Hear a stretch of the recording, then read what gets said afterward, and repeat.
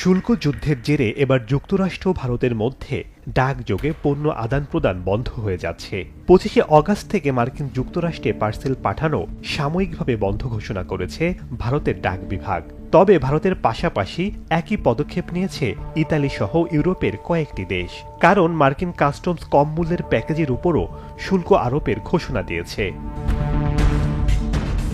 ভারতের ডাক বিভাগ শনিবার এক বিজ্ঞপ্তিতে জানায়, যুক্তরাষ্ট্রে ডাক পরিষেবা সাময়িকভাবে স্থগিত থাকলেও $100 পর্যন্ত মূল্যের চিঠি, নথি এবং উপহার সামগ্রী পাঠানো যাবে। গত 30শে জুলাই মার্কিন প্রেসিডেন্ট ডোনাল্ড ট্রাম্পের শুল্ক বাড়ানো নির্বাহী আদেশের পর এই সিদ্ধান্ত নেওয়া হলো। 29শে অগাস্ট থেকে নতুন এই সিদ্ধান্ত কার্যকর হবে।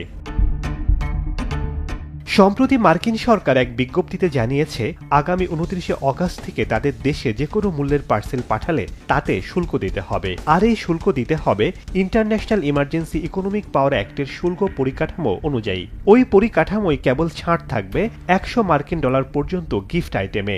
এছাড়া যেসব ভারতীয় ডাক বিমান পরিবহন প্রতিষ্ঠানের নাম তাদের তালিকায় আছে, তারাই কেবল পণ্যবাহী উড়োজাহাজ নিয়ে যুক্তরাষ্ট্রে প্রবেশ করতে পারবে বলে জানিয়েছে যুক্তরাষ্ট্রের কাস্টমস কর্তৃপক্ষ।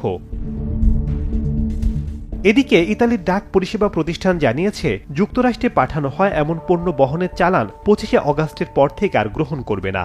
ফ্রান্স, জার্মানি, বেলজিয়াম, অস্ট্রিয়া এবং ডেনমার্ক ইতোমধ্যেই একই ধরনের স্থগিতাদেশ ঘোষণা করেছে। শেখ সাদি মারজান, সময় সংবাদ।